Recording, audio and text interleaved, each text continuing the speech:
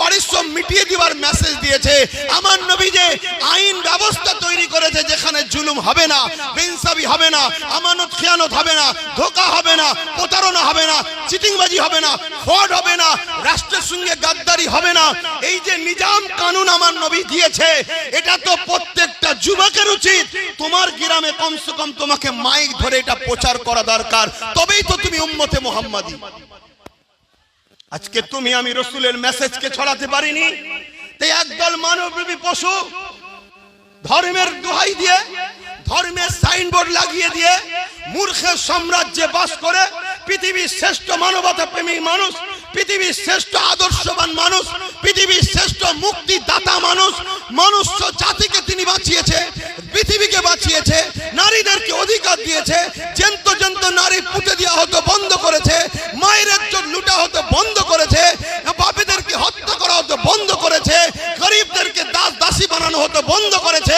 এই পৃথিবীকে সাম্যের বাণী যিনি দিয়েছে, সাম্য প্রতিষ্ঠিত করেছে, সেই নূর মুহাম্মদ রাসূলুল্লাহ সানে একদল মানবরূপী পশু ধর্মের বেড়াল লাগিয়ে দিয়ে দাড়ি চেঁচে হোক আর দাড়ি রেখে হোক আমার নবীর সানে গুস্তাখি করছে। এই যুব সমাজকে জানতে চায়, কিয়ামতের দিনে তুমি কি আল্লাহর জান্নাতে যেতে পারবে? আল্লাহ কি প্রশ্ন তোমায় করবে না যে আমার শ্রেষ্ঠ সৃষ্টির বিরুদ্ধে আঘাত দেওয়া হয়েছিল, তুমি তোমার গ্রামে কি মেসেজ দিয়েছো বলো?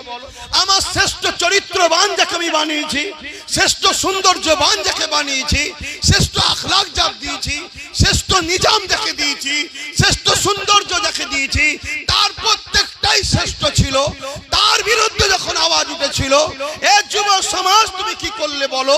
আল্লাহ তো তোমাকে আমাকে জিজ্ঞাসা করবে।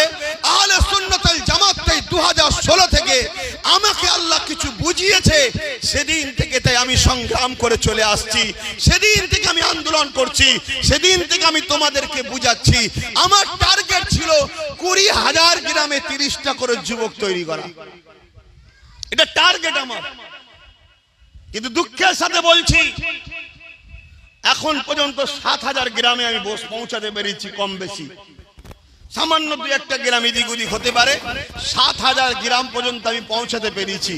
2,10,000 কর্মী তৈরি হয়েছে। শুনুন, ভক্ত আলাদা, ভক্ত আলাদা। আমি যদি আগামী দিন ব্রিগেড ডাকি, আমার ইমান বলছে ব্রিগেড ছোট হয়ে যাবে। এটা আমার নিজের উপরে এতটা বিশ্বাস, কেন আমি মোস্তফা জানের রহমতের গোলাম। আমার বিশ্বাস আমাকে আমার আল্লাহ ছুঁড়ে ফেলে দেবে না, কেন আমি রাসূলুল্লাহর খাদেম, আমি নবীর দ্বীন প্রচার করি, মানুষের দিলে রসুল ঢুকাতে চাই। রসুল ঢুকাতে মানে মানুষের দিলে ইনসাফ ঢুকাতে চাই, কেন নবী ইনসাফ। মানুষের দিলে মানবতা ঢুকাতে চাই, রসুল মানবতা। মানুষের দিলে নারীদের মর্যাদা ঢুকাতে চাই, কেন রসুল এটা শিখিয়েছে। মানুষের দিলে মা বাপের মর্যাদা ঢুকাতে চাই, রসুল এটা শিখিয়েছে। রসুল থাকা মানে দেশের প্রেম ঢুকবে, রসুল থাকা মানে আমানত ঢুকবে, রসুল থাকা মানে আদর্শ ঢুকবে, রসুল থাকা মানে উচ্চ বর্ণ উচ্চ ক্যাটাগরির মানুষ তৈরি হবে। তাই এটা আমি যখন তৈরি করতে চাইছি, এবারে কতটা পারছি আমি জানি না, কিন্তু চেষ্টা করছি। আমার মাইকের আওয়াজে সবাই বুঝছেন তো নাকি? কথা জড়িয়ে যাচ্ছে না তো? নাই বেকার বলা হবে।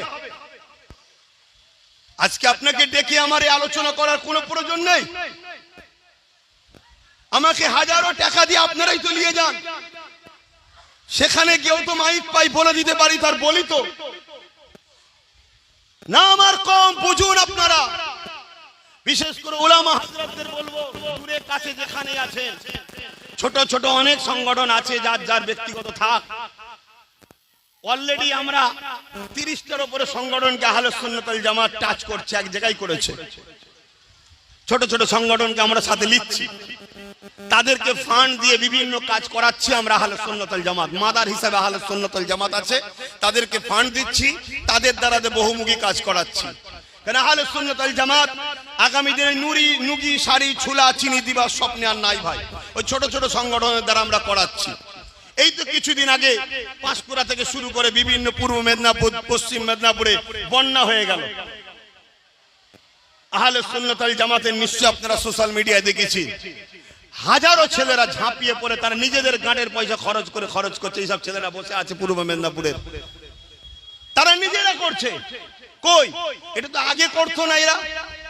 এটা আহলে সুন্নাত ওয়াল জামাতের আদর্শ, অর্থাৎ রাসূলুল্লাহ দেখানো রাস্তা। নবী শিখিয়েছে মানুষের সেবা করো, যে মানুষের সেবা করবে আল্লাহ তার উপরে খুশি হবে, যে মানুষকে সাহায্য করবে আল্লাহ তাকে সাহায্য করবে, যে মানুষকে ভালোবাসবে আল্লাহ তাকে ভালোবাসবে, যে মানুষকে বিপদ থেকে তুলবে আল্লাহ তাকে বিপদ মুক্ত করবে। আর এখানে মানুষ বলছি, মুসলমান মোটেই বলিনি। কোন অমুসলিম হিন্দু যদি বিপদে পড়ে তার পাশেও দাঁড়াও, আদিবাসী বিপদে পড়লে তার পাশেও দাঁড়াও, খ্রিস্টান বিপদে পড়লে তার পাশেও দাঁড়াও। কারণ আমার নূর নবী দাঁড়িয়েছে।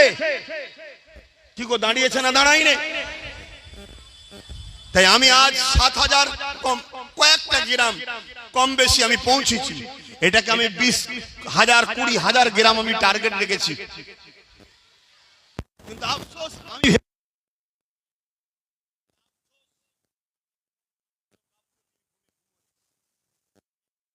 নয়। যদি জানতাম রাত 12টা 1টায় ঘুমোচ্ছে আলাদা কথা। এ ঘুম ফজর বাদের গাফলতির ঘুমে ঘুমোচ্ছে, যে ঘুম এদেরকে ধ্বংস করবে, যে ঘুম এদের জন্য ফায়দা নয়, যে ঘুম এদেরকে অন্ধকার করবে। এ দেশটা ভারতবর্ষ, তাই তো নাকি? একটু টাচ করছি, আপনারা শুনছেন তো নাকি? এটা টাচ করছি, এ দেশটা ভারতবর্ষ তো নাকি? এই দেশটাকে কি বলা হয়? ইসলামিক কান্ট্রি, মুসলমানদের দেশ। এটা হিন্দু রাষ্ট্র না মুসলিম রাষ্ট্র না খ্রিস্টান রাষ্ট্র না জৈন রাষ্ট্র? কোন রাষ্ট্র? জোরে বলেন। কেউ যদি বলে এটা মুসলিম রাষ্ট্র, সে সংবিধানের পক্ষে না বিরুদ্ধে? কেউ যদি বলে খ্রিস্টানের রাষ্ট্র, সংবিধানের পক্ষে না বিরুদ্ধে? কিন্তু আজকে প্রকাশ্য বলা হচ্ছে এটা হিন্দু রাষ্ট্র বানাতে হবে। আমাদেরকে এখনো ঘুম ভাঙেনি যে এত বড় সমাজ বিরোধী, সংবিধান বিরোধী কথা হওয়ার পরও তাদেরকে স্যালুট করা হয়, তাদের আগে পিছনে ফোর্স থাকে। এ থেকে কি আপনি বুঝতে এখনো পারছেন না যে আগামী দিন আপনাদের লাইফে স্পেনের মতো আঘাত আসতে চলেছে? স্পেনে কি হয়েছিল ইতিহাস জানেন? জানেন কি আপনাদের? বলবেন তো, জানেন কি? স্পেনে 800 বছর মুসলমান রাজ করছিল। কোনোভাবে খ্রিস্টানরা স্পেন থেকে মুসলমানকে